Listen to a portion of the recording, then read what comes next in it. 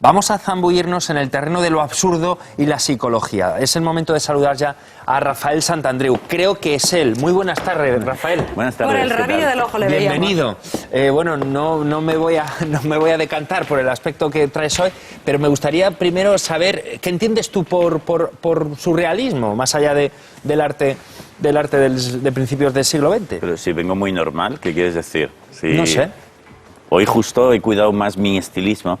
Mira, el surrealismo, ¿qué es el surrealismo? ¿De verdad vas a estar así toda la intervención, Rafael? Sí, ¿Toda la entrevista así? Sí, hoy precisamente me he cuidado un poquito más, he venido con corbata. Bueno, pues nada, ¿Sí? adelante. Fijaos, ¿qué es el surrealismo? El surrealismo son situaciones ilógicas, irracionales, que son tomadas por lógicas y por racionales. Entonces produce un choque eso que bueno, que no funciona, pero sin embargo, en muchas veces de la vida cotidiana las cosas son así. Entonces, fíjate que el surrealismo es muy importante dentro del mundo de la psicología. ¿Por qué? Porque nosotros nos vamos a encontrar a lo largo de nuestra vida muchas situaciones absurdas, surrealistas, y a veces nos enfadamos por ellas, ¿no? Nos indignamos, nos parece que no puede ser. Y sin embargo hemos de entender que el surrealismo nos acompañará, y lo absurdo, porque es muy humano, hay pocas cosas tan humanas como lo absurdo, y que es normal, por lo tanto hay que aceptarlo y jugar con ello. Más allá de la corriente artística. Más allá de la corriente artística. Pero la corriente artística, el surrealismo, en literatura, en pintura también. En pintura, también quería reflejar esto, que no hay que rechazar lo surreal, lo surrealista, lo absurdo, porque forma parte de nuestra vida. Y más de lo que nos pensamos, ¿no? Y eso nos lleva, si queremos convivir con el surrealismo, nos lleva a una fortaleza emocional. Absolutamente, porque, ya te digo, porque habrá muchos sucesos en nuestra vida cotidiana que nosotros llevaremos con total normalidad, lo aceptaremos, ¿no? Por ejemplo, imagínate que a veces en el trabajo, ¿no? Tenemos un jefe o unos compañeros que hacen cosas absurdas. Pero ¿cómo llevan la empresa? Pero esto es surrealista. Y entonces nos indignamos. No, has de comprender que el surrealismo forma parte de hay una porción de nuestra vida, del mundo donde vivimos, que va a ser surrealista y es normal. Ríete, sí, juega con ello, baila con lo absurdo, porque va a estar en nuestra vida. O a veces vas a una tienda y no te atienden y es todo un desastre y dices, es surrealista esto. Y tienes que decir, ¡viva el surrealismo! Es normal. Yo sé bailar con el surrealismo. Y entonces no te indignas, simplemente le das cabida en tu vida. Pero por esa regla de tres, entonces, Rafael, lo aceptamos todo. Por ejemplo, esta entrevista, algo surrealista sí que es. Sí. Tienes la corbata ahí colocada a un lateral y, bueno, lo vemos de lo más normal hasta cierto punto, ¿no, Rafael? Sí, pero ya te digo, nosotros tenemos que dar cabida a lo surrealista en la vida porque hay muchos fenómenos en la naturaleza y en nuestra sociedad especialmente que siempre sean surrealistas. Yo le doy cabida ya a todo lo surrealista. Por ejemplo, tú vas incluso más allá y dices que el psicoanálisis es un absurdo. Sí, es uno de estos fenómenos pero hay muchos que perviven en nuestra sociedad, que conviven con nosotros, que son surrealistas. Por ejemplo, la propia existencia del psicoanálisis. El psicoanálisis, yo lo conozco bien porque soy psicólogo, es una escuela de psicología que no funciona, que se basa en presupuestos absurdos, y que además no funciona. Fíjate, la gente hace 5 o 10 años de análisis con un analista y no se cura en absoluto, ¿no? Y gastándose un montón de dinero. Freud era una persona que durante 10 años de su vida, y eso está totalmente documentado, consumía cocaína todos los días y se puso a producir una obra teóricamente de psicología a saco absurda, ¿no? Por ejemplo, los científicos, analistas de la ciencia más importantes como Karl Popper, que es uno de los más importantes, hizo un informe sobre el psicoanálisis demoledor. Decía, pero esto no tiene ningún sentido. No se puede replicar, no ha hecho una teoría que después haya investigado. Es absurdo esto, ¿no?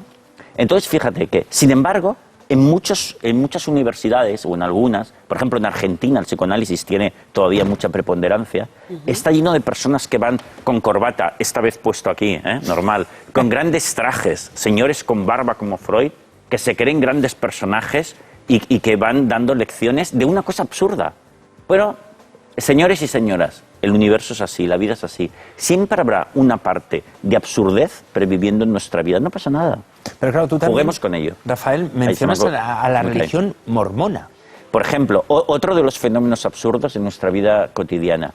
la religión mormona. La religión mormona es la leche. Son esos chicos que a veces hemos visto todo por las ciudades de España, por ejemplo, altos del medio oeste americano, que van con unas plaquitas y van con una Biblia o una pseudo-Biblia bajo el brazo. De 2 en 2. De 2 en 2, exacto. Fíjate cómo es la religión mormona porque vais a flipar. Mira, se basa en que hubo una persona, la inventó un tipo que se llamaba Joseph Smith en Estados Unidos, en la época esa del oeste americano, que iban con carretas y tal, ¿no?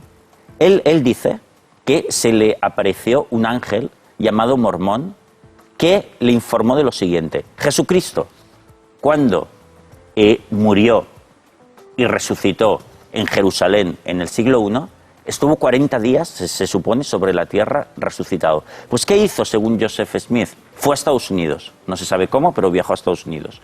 Y allí reclutó 12 discípulos nuevos, americanos, eso sí, porque claro, Estados Unidos no podía dejar de tener discípulos y Jesucristo allí. Entonces dio una serie de lecciones a estos 12 apóstoles antes de volverse a Jerusalén y ascender al cielo. Pues resulta que a Joseph Smith, que se debía haber tomado un LSD o algo así, se le ocurrió, dice que se le apareció este ángel, que había sido un discípulo de Jesucristo americano, llamado Mormón, y le dijo que fuese a buscar unas tablas de oro donde había una nueva Biblia escrita. Le dijo, están en tal montaña de Estados Unidos, de Utah, por ahí, o en otro sitio. El tío fue a buscar, las desenterró y estuvo leyéndolas. Y a partir de esas tablas, el libro del Mormón se llama, de esas tablas en oro, escribió la Biblia del Mormón, el libro del Mormón. Bueno, pues, por otro lado, los mormones también creen que Dios vive en un planeta que está hecho de fuego y de cristal, pero que está por ahí, y que nosotros al morir nos convertimos en extraterrestres. Bueno, es una idea totalmente, es un conjunto de ideas delirantes. Pues señoras y señores, los mormones es una religión establecida fuertemente en Estados Unidos, que siguen 4 millones de personas, de alto nivel adquisitivo, entre los cuales hay presidentes de empresas, jueces, congresistas de los Estados Unidos que creen en esto. ¿Y cómo te explicas eso? Bienvenidos al surrealismo. Pues me lo explico porque es inevitable por la fantasía humana. La fantasía humana es un bien maravilloso.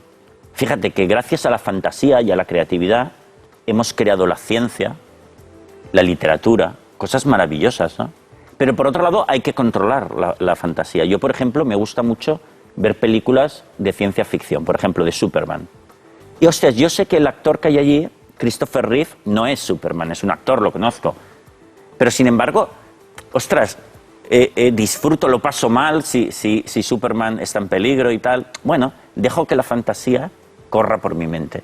Pero claro, cuidado, hay gente que lo lleva demasiado lejos, coge una sábana roja y se tira por el balcón y dice, yo soy Superman. No, hombre, no, control.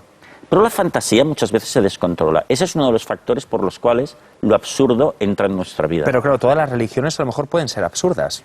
Pueden Depende tener con los ojos con lo que se mire, ¿no? No, con los ojos los únicos que hay objetivos, que son los de la ciencia. Sí, muchas veces las religiones tienen algunos componentes de fantasía desmedida.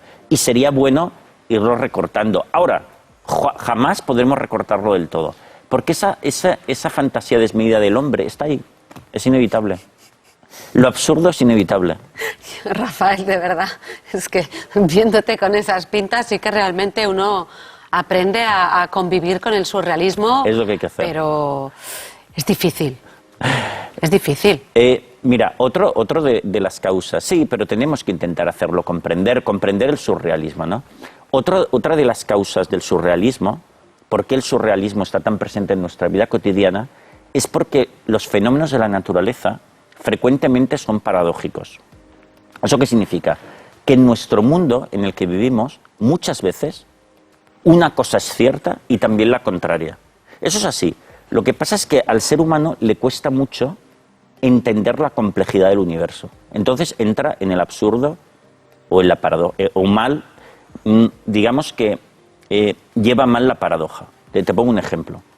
De paradoja de fenómenos naturales, ¿no? Sí, de fenómenos naturales. Por ejemplo, la importancia del hombre. Resulta que si nosotros lo analizamos bien, el ser humano tiene mucha importancia, pero lo contrario también es cierto, no tiene ninguna importancia. Te voy a explicar por qué. Primero, tiene mucha importancia porque la vida es maravillosa. la cantidad de casualidades que se han tenido que dar para que exista el hombre es brutal. Y cada vida es muy valiosa. Pero lo contrario también es cierto. O sea, nosotros estamos dentro de una pelota que gira en el universo, que hay millones y millones, que dentro de poco estaremos todos muertos. ¿Qué importancia tenemos? Ninguna. Pero hay que saber conjugar las dos verdades. Por ejemplo, también eso se aplica a un caracol. Un caracol es muy importante, sí, a ojos de un biólogo. Un caracol es una vida, lleno de complejidad. Es fantástico la existencia de un caracol. Pero al mismo tiempo los caracoles nos los comemos también. Fíjate qué importancia tienen. Fíjate, si yo no asumo las paradojas de la vida, entro en el absurdo. Hay gente que cree que la vida es súper valiosa, solamente esa parte toma. Y entonces hay religiones que, por ejemplo, entran en ese absurdo y dicen que, por ejemplo, desperdiciar el esperma masculino es pecado. ¿Por qué? Porque es una fuente de vida posible. Por lo tanto, masturbarse es un gran pecado. Porque somos tan importantes, la vida es tan importante que me voy a ese extremo. No, ten en cuenta que al mismo tiempo no somos importantes.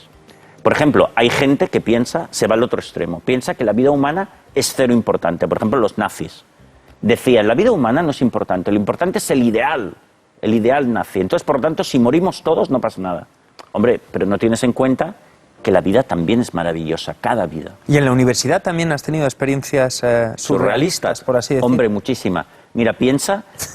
Sí, colócate la corbata que tienes sí, como el para que flequillo me quede ahí. bien, para que me quede bien, exactamente. Fíjate, yo he sido profesor en la universidad y investigador en la Universidad de Barcelona, profesor en la Universidad Ramon Llull.